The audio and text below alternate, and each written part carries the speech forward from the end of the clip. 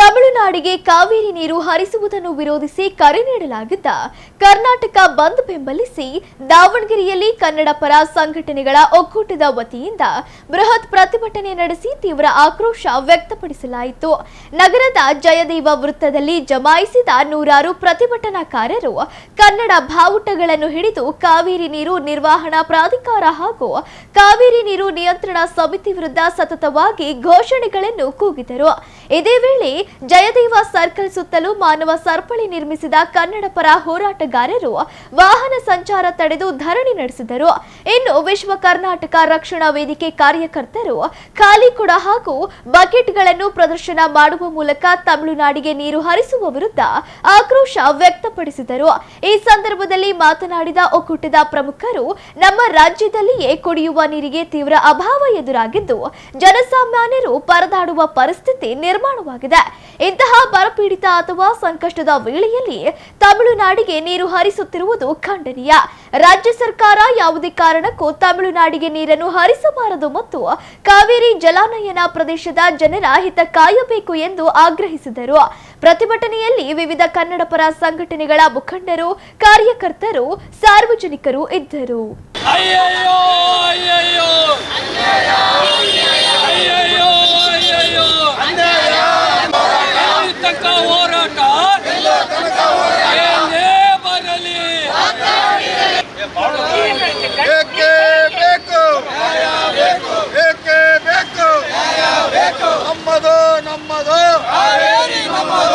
ದಾವಣಗೆರೆ ಜಿಲ್ಲೆ ಕನ್ನಡ ಪರ ಸಂಘಟನೆಗಳ ಒಕ್ಕೂಟದಿಂದ ಕಾವೇರಿ ವಿಚಾರವಾಗಿ ಇವತ್ತೇನು ಪ್ರತಿಭಟನೆ ಹಮ್ಮಿಕೊಂಡಿದ್ದೀವಿ. ಎಲ್ಲ ಈ ಒಂದು ಕಾರ್ಯಕ್ರಮಕ್ಕೆ ಆಗಮಿಸಿದಂಥ ಎಲ್ಲರಿಗೂ ಕೂಡ ನಾನು ಅಭಿನಂದನೆ ಸಲ್ಲಿಸ್ತಾ, ಕಾವೇರಿ ಜಲಾನಯನ ಪ್ರದೇಶದಲ್ಲಿ ವಾಡಿಕೆಯಂತೆ ಮಳೆಯಾಗದೆ ಪ್ರಮಾಣ ಮಟ್ಟ ಕುಸಿತದಿಂದ ಕಾವೇರಿ KRS ಡ್ಯಾಮಲ್ಲಿ ನೀರಿನ ಪ್ರಮಾಣ ಕಡಿಮೆ ಇರೋದ್ರಿಂದ ಕಾವೇರಿ ನೀರು ಪ್ರಾಧಿಕಾರ ಸಮಿತಿ ಏನು ಪ್ರತಿನಿತ್ಯ 12,000 ಕ್ಯೂಸೆಕ್ಸ್ ನೀರನ್ನು 15 ದಿವಸಗಳ ನಿರಂತರವಾಗಿ ಬಿಡಬೇಕು ಅಂತ ಏನು ಆದೇಶ ಮಾಡಿದೆ. ಈ ಒಂದು ಆದೇಶ ಅಕ್ಷಮ್ಯ ಅಪರಾಧ ಅಂತ ಹೇಳೋಕ್ಕೆ ನಾನು ಬಯಸ್ತೇನೆ. ನಮಗೆ ಕಾವೇರಿ ಜಲಾನಯನ ಪ್ರದೇಶದಲ್ಲಿ ಬಿತ್ತನೆ ಮಾಡಬೇಡ್ರಿ ಅಂಥೇಳಿ ಮುಖ್ಯಮಂತ್ರಿಗಳು ಸ್ಪಷ್ಟವಾಗಿ ಆದೇಶ ನೀಡಿದ್ರು ಕೂಡ ತಮಿಳುನಾಡಿನ 3ನೇ ಬೆಳೆಗೆ ನಮಗೆ ನೀರು ಕೊಡ್ರಿ ಅಂತ ಕೇಳ್ತಿರೋದು ಎಷ್ಟೋ ಸರಿ. ನಾವು ಯಾವುದೇ ಕಾರಣಕ್ಕೂ ಕೂಡ ಕಾವೇರಿ ನಮ್ಮದೇನೆ, ನಮ್ಮ ಜಲಾಶಯಗಳಲ್ಲೇ ತಮಿಳುನಾಡಿಗೆ ಇಲ್ಲದೇ ಇರೋ ನೀರನ್ನು ಬಿಡಿ ಅಂಥೇಳಿ ದೆಹಲಿಯಲ್ಲಿ ಕುತ್ಕೊಂಡಿದ್ದಾರಲ್ಲ ಆ ಮಹಾನ್ ದೊಡ್ಡ ಸಮಿತಿಯವರು, ಕಾವೇರಿ ನೀರು ನಿಯಂತ್ರಣ ಸಮಿತಿಯವರು, ಕಾವೇರಿ ನೀರು ನಿಯಂತ್ರಣ ಪ್ರಾಧಿಕಾರದವರು ಇವತ್ತು ಕಾವೇರಿ ನ್ಯಾಯಮಂಡಳಿ ರಚಿಸಿ ಕರ್ನಾಟಕಕ್ಕೆ ಅನ್ಯಾಯ ಮಂಡಳಿ ಅಂತ ಮಾಡಿದ್ದಾರೆ. ಇದನ್ನು ನಾವ್ಯಾರು ಒಪ್ಪೋದಕ್ಕೆ ತಯಾರಿಲ್ಲ. ಅಲ್ಲ ಸ್ವಾಮಿ, ನಮ್ಮ ಜಲಾಶಯದಲ್ಲಿ ನೀರಿಲ್ಲ. ಅದೇ ತಮಿಳುನಾಡಲ್ಲಿ ಕಾವೇರಿ ಜಲಾಶಯಕ್ಕೆ 3 ಡ್ಯಾಮ್ ಕಟ್ಟಿದ್ದಾರೆ. ನಮ್ಮಲ್ಲಿಗಿಂತ ಜಾಸ್ತಿ ನೀರು ಅಲ್ಲೇ ಇದೆ.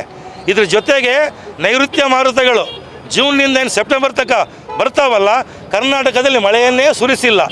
ಆದರೆ ಈ ಅವಧಿಯ ನಂತರ ತಮಿಳುನಾಡಲ್ಲಿ ವಾಯುವ್ಯ ಮಾರುತಗಳು ಪ್ರತಿ ವರ್ಷ ವಾಡಿಕೆಯಂತೆ ಚೆನ್ನಾಗಿ ನೀರು ಸುರಿಸ್ತವೆ.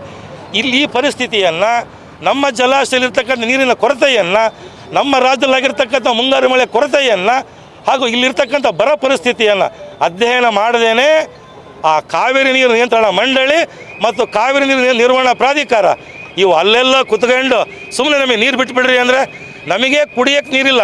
ಬೆಳೆಯೋಕ್ಕಲ್ಲ ಸ್ವಾಮಿ, ಕುಡಿಯೋಕ್ಕೆ ನೀರಿಲ್ಲ.